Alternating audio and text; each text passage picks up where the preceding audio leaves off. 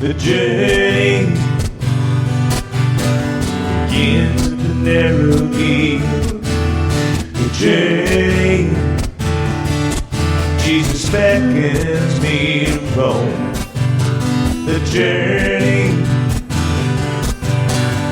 where the path is straight. The journey takes me home. The journey takes me home. Welcome here to The Journey. Glad you could join us this morning. And maybe you're someone who joins us every week. Welcome back. Maybe you're someone who just joined us for the first time or second time. Welcome to you. Glad you're joining us from wherever you're joining us and whatever time you're joining us at. Sometimes it's not 10 a.m., but it's an evening. But glad to have you with us.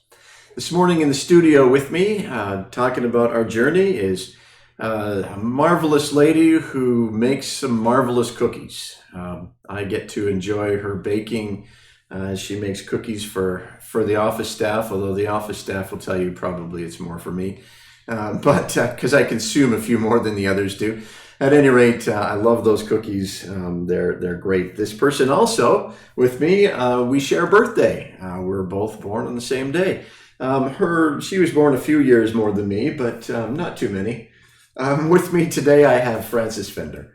So welcome here, Frances. Glad you joined me. Thank you. Yeah. Dr. Michael.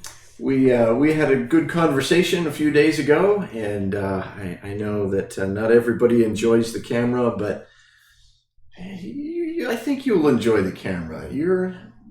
Okay. You just strike me as that. I mean, you wear those wonderful glasses you wear, so thank you. Yes, I like them. So anyway, we're here to talk about the journey, and just start us out. How did your journey begin? You said you grew up in California by way of Texas. Yes, and I had an aunt that would take us to church with her, and then somewhere along the line, I started going to a church myself, and I was accepted the Lord when I was 13. And then so you went to church all by yourself. Yes. I mean, your parents didn't take you. I mean, maybe every once in a while, but largely it was up to you to get out of bed, get ready, walk to church. Yes. Wow. And on weekends, on Sunday, we would spend a half a day in church, and then we would go to the movies afterward. Okay, so you made a day of it. Yes. You and your siblings, right? Yes. Yeah, yeah. So you're 13 years old, Hopeville, California. Did I get that right? Yes, Hopeville, California. And that's where the preacher is preaching, and he gave an altar call, and you said, I need to know this Jesus. Yes, that's correct. Yeah. Correct, yes. It's quite amazing that you would go by yourself. I mean, I felt like that I should go because I have always felt like he has always been with me. Mm-hmm. Yeah, that was a phrase you kept saying over and over again. He's always been with me. I like that. Yes. So even though your parents didn't go, your aunt once in a while, but you went. So after that, you're 13. You receive Christ as the Lord and Savior. Life goes on. What's kind of the next major thing that takes place? Well, I married when I was 18, and my husband got transferred to Germany. So in Germany, while I was there, I studied with a couple of women there for about 2 years and got some knowledge of what I needed to know from the Bible. And then after we came back to the United States, my husband and I both got into a church, and he rededicated his life to Jesus, and then I was baptized at that time. I Okay. was 25. 25. And it was, okay. And that was in California. No, was that in California? Or was No, that that's in Maryland. Maryland? Okay. Yes, that's in Maryland because we lived in Maryland for about a year. Okay. And Okay. So you're in Maryland, you come back, you find a church, you're baptized, and then you end up needing to move to California. yes, my mother had gotten very ill and she said she needed someone. And so I was the one she called. And my husband says, well, let's move back to California because I met him in California. Oh, okay. Okay. And so then we got into a church there in Bakersfield, California. It was out on the outskirts, a little church. And so we went there for a while. And then we stopped going for a little while. Then we got into another church. It was further uptown. And we went there for a little while, and then we just dropped out. Yeah. Just kind of dropped out and never went to church for a while. Right. But we did take our children, Mm-hmm. and our children both have accepted Christ and have been baptized Okay. And of course we know Robin and yours. twice. Oh, really? Okay. She was baptized down in L.A. Yeah. because we had to move to L.A. for a little while Okay. when we come back to California because there was no work. I see. And then after we moved back to Bakersfield and we got into this other little church, then my son had accepted Jesus Christ. And now I'm working on him because I bought him a Bible for his birthday, which was the 6th of October. And I'm thinking, okay, Lord, it's up to you. He needs to crack it. Right. Right. That's very true. I love the phrases you use. Well, okay. Would you mind if I talk a little bit about the experiences you had, finding a couple of churches and the reason you guys didn't go? Is that okay to talk about that? Well, it's okay with me if it's okay with you. Yeah, sure. because it's so, unfortunately, so common, and it's something that unfortunately really does drive people away from church, or at least says, I don't need that. Right. Well, we were going to a church. Well, it was called Nile Street Baptist Church. And so, like a lot of churches, when they start building a new one, then there's chaos. That some people don't like this and some people don't like that, and they couldn't agree. So that preacher left. And so then the other preacher that came in, they didn't like him, and so he left. Right. And then Right. so we He started. kind of left under duress, right? I mean, they kind of ran him out. Yes. Mm-hmm. And then we started going to a church on Hyde Street Baptist Church. And because my husband and I didn't go to church this one Sunday, the pastor called and asked us if we were going to go. And I said, no, we're not coming today because my husband and my uncle were working on a barge.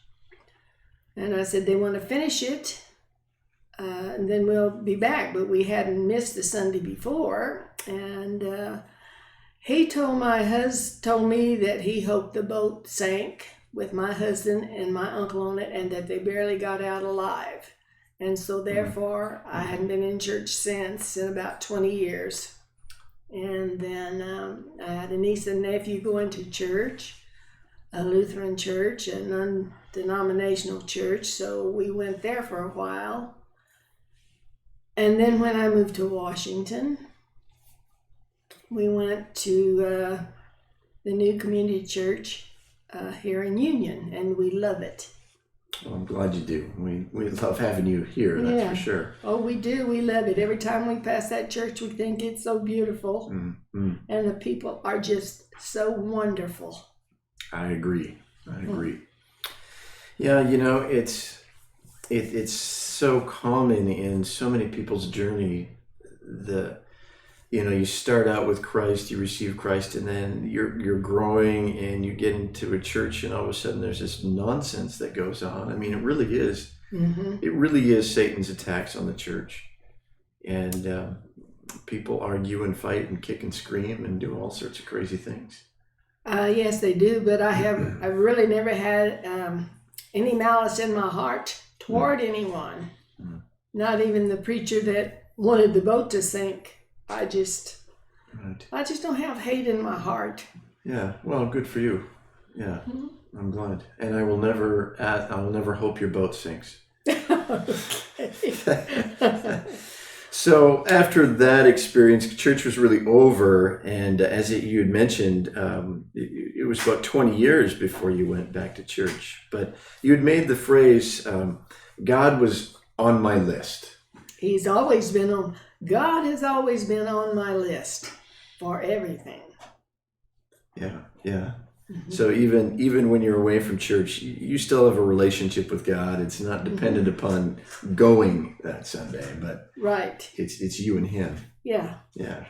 Well, I'm one of these people. I pray before I go to bed. When I wake up during the night, I pray. Before I get out of bed, I pray. And then when I leave the house with Robin, when she's doing her inspections, I pray. Mm-hmm. And sometimes I just pray. Well, I'm glad you pray. We at the church and personally get to feel the effects of your prayers. So thank you for that. You're welcome. So let's get back into the history a little bit. So you eventually start going back to church, but somewhere in there you begin driving driving a school bus, and more than driving a school bus. I'm sorry. Oh, did I get that wrong? I didn't drive a school bus. I drove the city bus. Oh, you drove the city bus. Yes, sir. Okay. Mm-hmm. Oh, that's even better. Yeah. You would make such Yes. a wonderful bus driver. I'm guessing that everybody who drove your bus got a healthy good morning or hello or glad you're here kind of thing. Yes. Yeah. And if they happen to have a day off, a day off as maybe their day was off because something happened to them. Right. And they got a little, sometimes when you greet people, they get a little ticked off. Mm-hmm. And then you let that go. And then the next morning when they get on, they'll apologize. Yeah, yeah.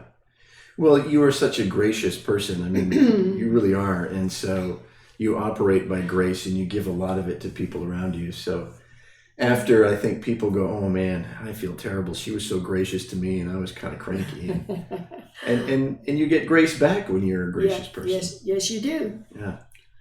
Yes, I had a lot of that happened with the drivers. They'd come in and something would happen and they'd snap at me and I would never say anything, but the next morning they would come and apologize and say what was wrong. Mm-hmm. And so we got on with the day. We got on with it. Right. Mm-hmm. Yeah. Because you were trained bus drivers after that, and you were a supervisor, and so you knew a lot of people knew you, and one of the comments you said to me was while you were working, you were like the preacher kind of thing. Yes, they'd all gather around the counter at work in the morning, and we'd all start talking about the Bible, and we'd start talking about Jesus. And I caught myself just talking, and all of a sudden they were just standing there, and then I would tell them I'm through preaching, you can go to work now. So they just would laugh and grin and go to work. You know, it strikes me as I wonder, I've thought about that, and I wonder how many people, heard what you had to say about Jesus, and you had no idea, but today they're Christians because of it, or their families are, or something. Could be because I will go back to whenever I was working at a lawnmower shop, and I met this young lady, and she knew that I rode motorcycles, that I had a grandson, and then I went to church. And she says, and I can't believe you. I said, well, what is it you don't believe, that I can ride and have a grandson and go to church? And at the time I was talking to this lady, the man I worked for, when she left, he came over and asked me how I knew all of this stuff. And I told him it's right in the Bible. Mm-hmm. Mm-hmm. And it was. And I mean, I say this. Well, I don't know. Well, he was Catholic, but not practicing Catholic, but he didn't know anything about the Bible. Sure. But his wife was a Methodist, but they never went to church. Okay. And then after he passed on, she started going, and then all the children started going, but they were grown. Yeah. So, yeah. but Well, and that's often the case too, that people can go to church for a good portion of their life, but never know what the Bible says, never know who God is. mm-hmm. But then too, when you're talking about the Bible, well, I was asked one time why I talk so loud, and I says, well, that's for the benefit of those who can't hear what I'm saying. Mm-hmm. And so therefore, you never know who's listening when you're talking about the Bible. True. Mm-hmm. That's pretty amazing. I think that at some point in time, and I think our listeners will all, type in and say yes. Maybe you've got a sermon or two in you that people need to hear on Sunday morning. We'll invite you back to the studio on a Sunday. Well, it's interesting. People are fascinating. Mm-hmm.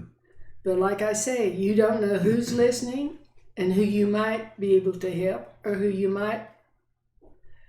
hears you talking and might want to accept Christ. Right. Yeah. I mean, it's just one of those. I was in Walmart one day, and when I passed this lady, I think she was from the East Indies, or the West Indies. She had an accent, and I said, God bless you. And she took my hand and started praying for me. And my daughter says, come on, Mom. I said, no, she's praying for me. And I said, and this young man behind me needs it too. Which would have been your son? No, it was somebody I didn't know. I just throw that out there. Huh. That's one of the things that I've come to really enjoy about you as I get to know you more, is here it is. I mean, yeah, here it is. This is my faith. This is who God is. This is who I am. So that's right. Yeah. So if you're going to come and talk to me and be my friend, you're going to have to hear about God, because that's just the way it is. Right. Yeah. I like that. Thank you. Mm-hmm. Thank you so much. So, so you, interesting, just kind of a fun fact, you told me that you worked until you were 75. Yes, I did. Yeah. I worked until I was 75 because I like what I did. But my hours of work were like 3 a.m. to 1:30. And then when we got a new operations manager come in there, she put the supervisor's shifts out to bid. And I was a senior supervisor, and there was no way I could work from 4 p.m. to 1 a.m. in the morning, so I let them have it. Right. But I got to tell you about this police officer that I met. Yes, please do. He was a motorcycle cop, and every time we had an accident, if he come out on it, you could tell by the body language he didn't like it. So I would step back and wait till he got finished, and then he would give me my information. But then later on, a month or so later, or 2 months, I went out on another call because this older man had his grandson, and he had had a stroke. Mm-hmm. And so I went on that, and the same motorcycle cop was there, but he had got a car. And he come over to me and he says, and guess what? He says, I've got a car now and they can ride the motorcycle. But the body language told you that he didn't like riding the motorcycle and going on accidents because there's a lot of paperwork. Right. Right. So, Yeah.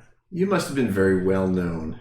well, yeah, I guess. Yeah. Well, yeah, which is wonderful, especially since you are not afraid or shy or whatever the word is to proclaim your faith. No, I'm not. I've had too many people tell me that you must be a Christian, and I try to be because I think God says take care of my children, and I tried. Yeah. Yeah. Well, cookies is one way in which you do, so I'm grateful for that. Okay. Well, you're very welcome. So after you retired, you moved up this direction. Yes. I have a son that lives here, and he said he wasn't moving back to Bakersfield because he couldn't take the heat. He had worked on the north slope of Alaska for probably 25 years. Oh, wow. And so since he was here, I thought, well, I might as well move up here too. Right. And we love it. Yeah. Yeah. And of course, Robin is here My too, daughter so- lives with me, and we love it here. Yeah. Yeah. Well, good. Good. And here we are, New Yeah. Community Church of Union, and Right. mhm. And one of our people that comes that live on Harsting Island gave us a nice compliment on Facebook. Oh, She put it right out there, the New Community Church of Union. And I just love the sermon that the pastor gave on Sunday. oh, that's good of her.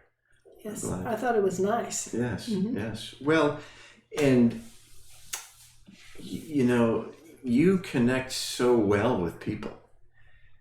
And really, I know that you've been in communication with them. The whole COVID thing, it's hard to know where people have gone and what's going on, and but I was absolutely thrilled to see them back in church, and then to know that, well, of course they're coming back because we know Francis, and where else would we go, kind of thing. Well, it's not, well, I love them, but they love the sermons that you give out, and they love our church.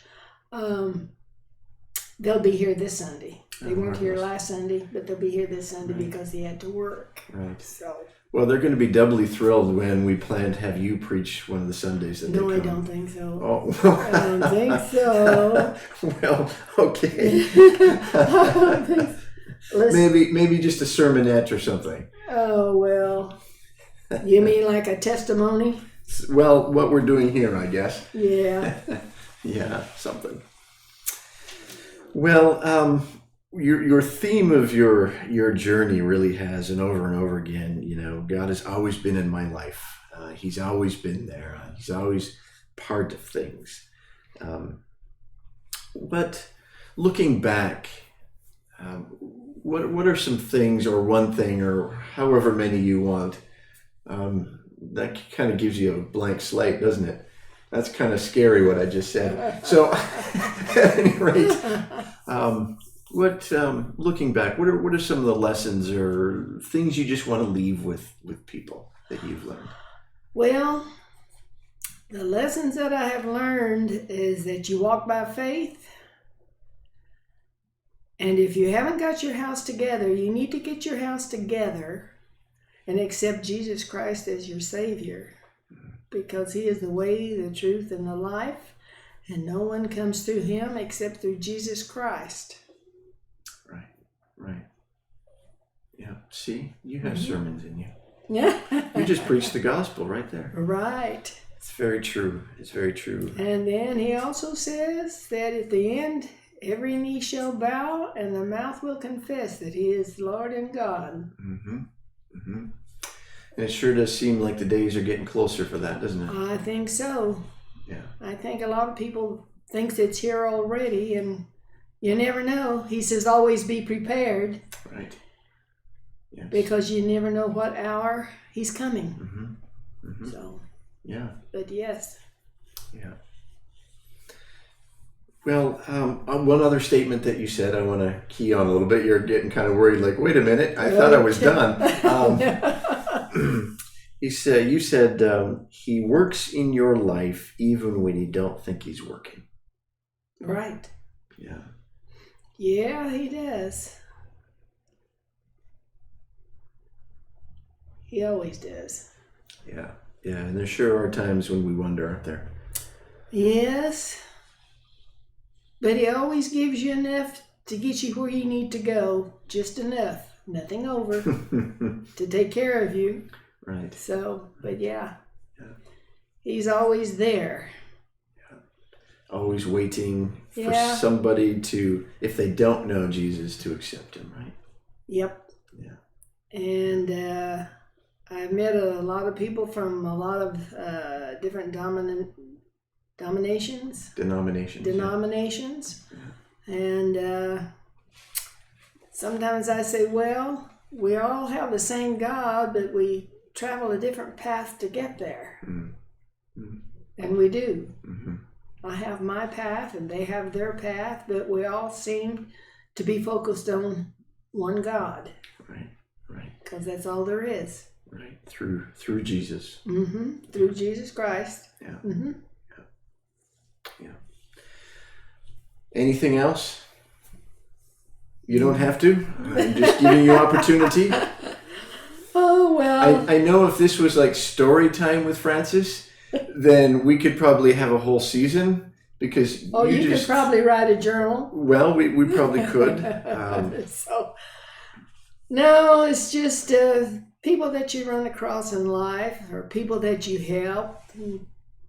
People tell you that you're a Christian and you tell them you try to be. Mm-hmm. Mm-hmm. And old people, young people, a lot of people. Yeah. Mm-hmm. Francis, I love your humble faith. Thank you. Yeah.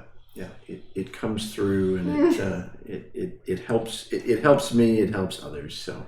Well, I've had some people that are really hyper tell me when I'm around you, I'm more calm than I'm around someone else. I'm thinking, okay, well maybe I have a calming effect. A calming effect. Well, I think it's that eye that you give me every once in a while. I'm pretty sure that's what it is. Okay. Oh. Well, it's been a joy and a pleasure to have you on the journey today, Francis. So thank you. Thank you. I enjoyed it very much, doing it for you and being with you. And it's been very interesting. Yeah. And you people out there know that it's a learning thing. Right. Most definitely. Thank you. You're welcome.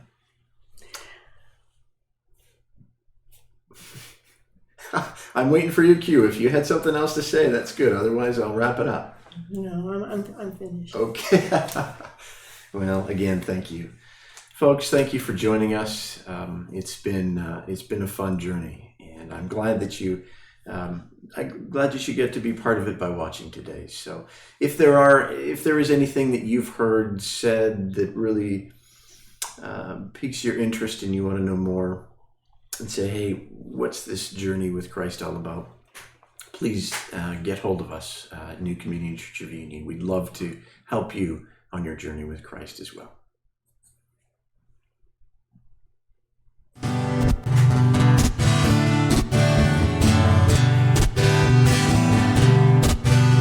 The journey begins at the narrow gate. The journey, Jesus beckons me to go. The journey, where the path is straight. The journey takes me home. The journey